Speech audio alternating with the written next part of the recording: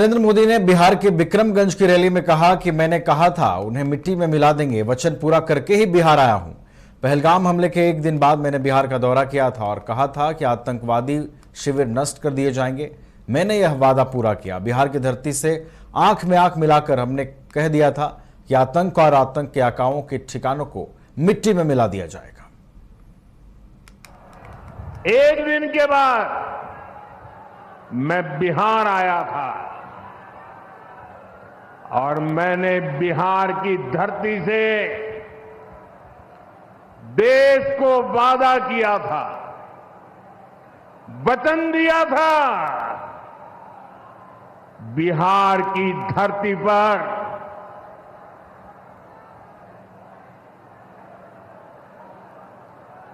आंख में आंख मिलाकर हमने कह दिया था, आतंक के आकाओं के ठिकानों को मिट्टी में मिला दिया जाएगा।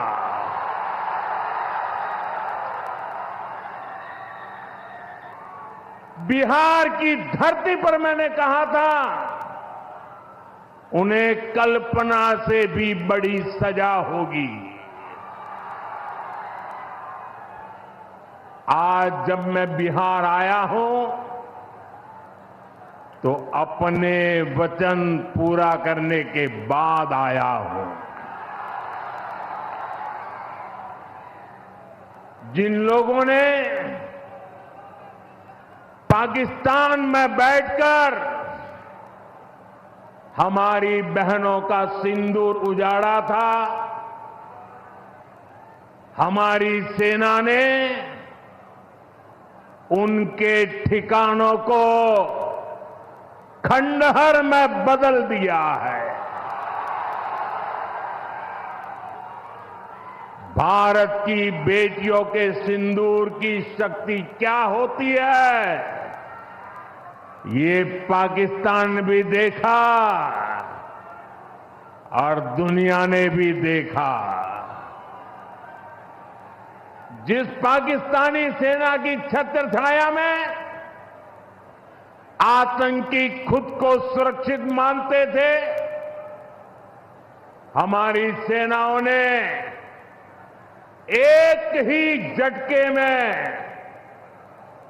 उनको भी घुटनों पर ला दिया। पाकिस्तान के एयरबेस, उनके सैन्य ठिकाने हमने कुछ ही मिनट में तबाह कर दिए। ये नया भारत है, ये नए भारत की ताकत है। बिहार की धरती से पीएम मोदी ने नक्सलवाद पर भी कड़ा प्रहार किया। उन्होंने कहा कि हमारी सरकार ने प्रदेश में नक्सलवाद पर लगाम लगाने का काम किया है। कहां सड़क हाथों में बंदूक थामे नक्सली कब कहां सड़कों पर निकल आए, हर किसी को ये खौफ रहता था। सरकारी योजना आती थी पर नागरिकों तक पहुंचती ही नहीं थी। नक्सल प्रभावित गांव में न तो अस्पताल होता था, न मोबाइल टावर, कभी स्कूल जलाए जाते थे, कभी सड़क बनाने वालों को मार दिया जाता था। इन लोगों का बाबा साहब आंबेडकर के संविधान पर कोई विश्वास नहीं था। नीतीश जी ने उन परिस्थितियों में भी यहां विकास की पूरी कोशिश की।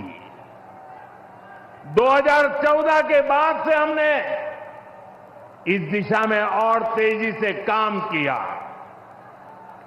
हमने माओवादियों को उनके किया की सजा देनी शुरू की। हम युवाओं को विकास की मुख्य धारा में भी लेकर आए। 11 सालों की दृढ़ प्रतिज्ञा का फल आज देश को मिलना शुरू हुआ है। 2014 से पहले देश में 125 से ज्यादा जिले नक्सल प्रभावित थे। अब सिर्फ 125 से ज्यादा, अब सिर्फ 18 जिले नक्सल प्रभावित बचे हैं।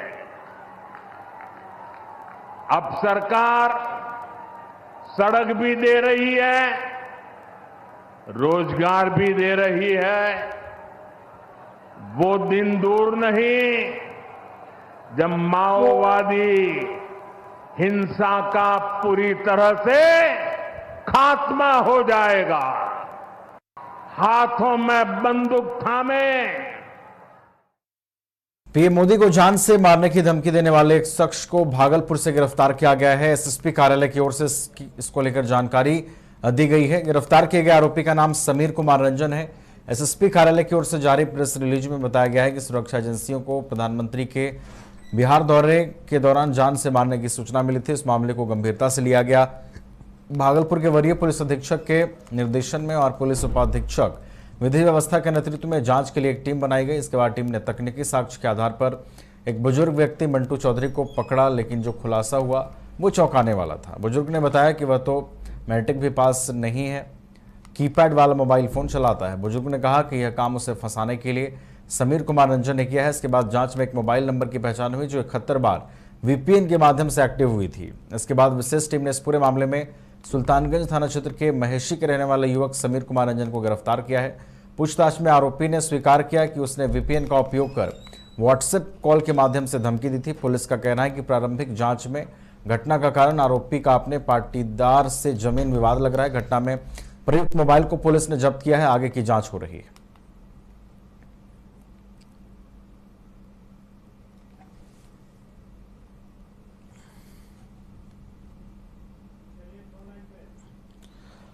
और अधिक जानकारी के साथ फोन लाइन पर हमारे संवाददाता श्वेतांबर भी जुड़े हुए हैं, उनका रुख करते हैं।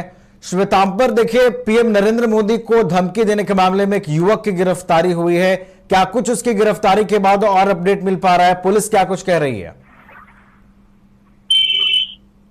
नवीन, मैं बताऊं कि प्रधानमंत्री के बिहार के ऑपरेशन सिंदूर के बाद ये पहला दौरा था और इसको लेकर के तमाम सुरक्षा एजेंसी हो या फिर इंटेलिजेंस ब्यूरो हो, वो काम कर रही थी। सुरक्षा एजेंसी को जानकारी लगा, प्रधानमंत्री को व्हाट्सएप के जरिए एक इसको लेकर के सुरक्षा एजेंसी ने इसकी सूचना वरीय पुलिस अधीक्षक को दिया, जिसके बाद एसएसपी ने त्वरित कार्रवाई करते हुए सुल्तानगंज महेशी के रहने वाले एक युवक समीर कुमार रंजन को गिरफ्तार कर लिया है। जी मैं बताऊं कि समीर कुमार रंजन जो कि अपने चाचा को जेल भेजवाने को लेकर के ये पूरा षड्यंत्र रचा था और इसको लेकर करके उन्होंने अपने चाचा के मोबाइल नंबर से इस्तेमाल करके धमकी दिया गया था। उसके बाद जो है दोनों को, चाचा और भतीजा को जब गिरफ्तार किया गया तो उसके चाचा 71 वर्षीय मंटू चौधरी थे, वो छोटा मोबाइल इस्तेमाल करते हैं और इसको लेकर के समीर कुमार रंजन से जब कड़ी पूछताछ किया गया तो उन्होंने बताया कि अपने चाचा को फंसाने को लेकर के ये तमाम षड्यंत्र रचा गया था। फिलहाल पकड़े गए युवक से पुलिस गहन पूछताछ कर रही है और तमाम जानकारी इकट्ठा करने का प्रयास कर रही है। जी नवीन, चलिए तो पकड़े गए युवक से पूछताछ हो रही है और भी जानकारियां इकट्ठा करने की कोशिश जो है वो पुलिस की ओर से की जा रही है। बहुत बहुत धन्यवाद श्वेतांबर, आपका हमारे साथ जुड़ने के लिए, पूरी जानकारी हम तक पहुंचाने के लिए।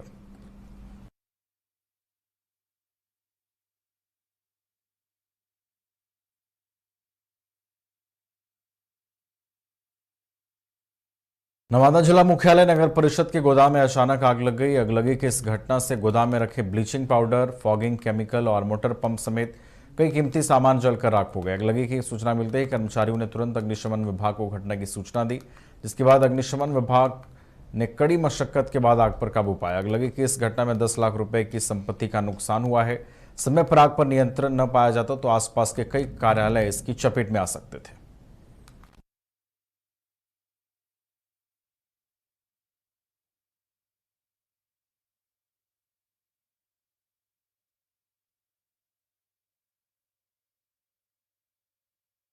कैमूर जिले के भभुआ के मंडल कारा में कैदी की रहस्यमयी मौत का मामला सामने आ रहा है। जिला प्रशासन में हड़कंप मचा हुआ है। बताया जा रहा है कि 6 महीने पहले ही मंडल कारा में भारी मात्रा में कफ सिरप भी बरामद किए गए थे और एक व्यक्ति को गिरफ्तार किया गया था। मामले में सिविल कोर्ट के महासचिव मंटू पांडे ने बताया कि मंडल कारा में जो घटना घटी है वो जांच का विषय है।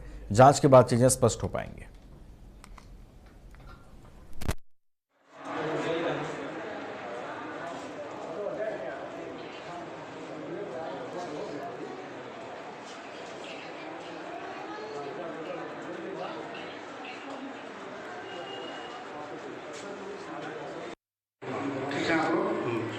रेडी सर, एक जेल में कैदी का मौत का मामला आ रहा है, क्या मामला है सर?